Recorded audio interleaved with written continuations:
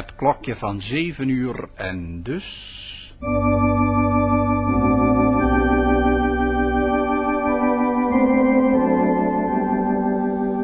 Het was een stille, prachtige nacht en in het grote bos werd geen geluidje gehoord.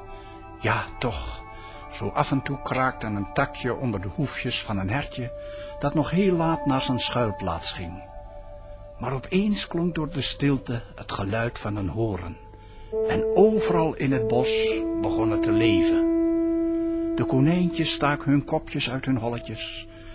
De vogeltjes kropen uit hun nestjes.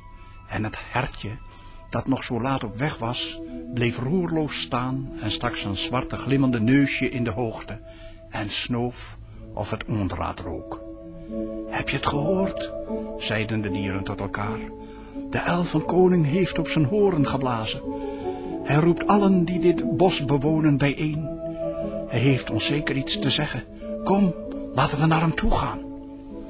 Allen gingen naar de plek waar vandaan het geluid kwam, en daar zat op de troon van mos en groen de elfenkoning.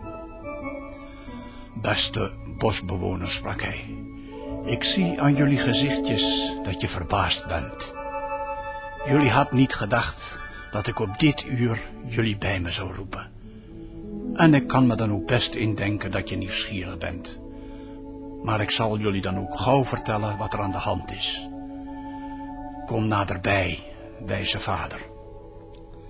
Toen de elfenkoning dit gezegd had, kwam er een grijsaard voor zijn troon staan, die een groot, dik boek bij zich droeg. Zegt hen alle wat gij gevonden hebt, sprak de koning.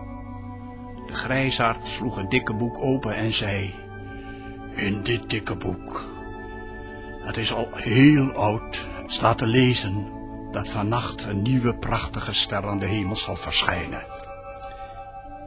Deze ster zal maar eenmaal gezien worden en dan trekt ze weer verder langs de grote hemel. Waarheen? Dat weet niemand. Maar wie haar eenmaal gezien heeft, zal nooit haar wonderen glans vergeten en zijn hartje zal warm blijven kloppen voor zijn medeschepselen. Laat ons van hier gaan naar de grote berg buiten het bos en wachten op de dingen die komen zullen. Zwijgend trokken ze allen in een lange stoet naar de grote berg buiten het bos.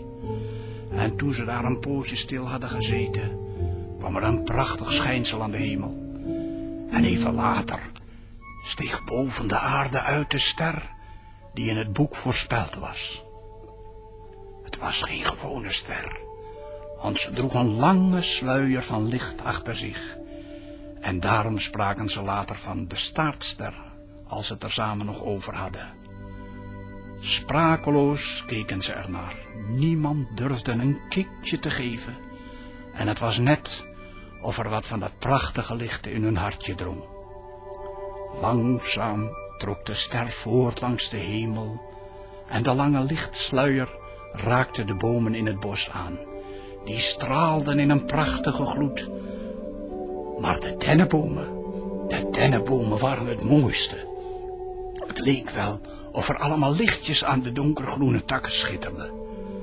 Toen de ster voorbijgetrokken was, waren ze er nog stil van en zwijgend gingen ze allen terug naar de plek waar de troon van de elfenkoning stond. Beste bosbewoners, sprak deze, ieder van jullie zal zich gelukkig voelen dat hij dit schone licht heeft mogen zien. Blijf er altijd aan denken, het licht van deze ster is ook in ons hartje gekomen. Laten we proberen voor ieder ander ook een ster te zijn. En hebben jullie gezien welke boom het mooist in haar licht glansde? De dennenboom, zeiden ze alle zacht. Juist. En daarom zullen we elk jaar de dennenboom versieren en er lichtjes in laten branden. Dat zal ons weer aan deze wondere nacht herinneren. Ga nu, ga stil naar jullie huisjes, vaarwel. En weer trok een stoet door het bos. Alle voelden zich gelukkig en in hun hoofdjes klonk een zachte, liefelijke wijs die hen steeds weer aan die ster deed denken.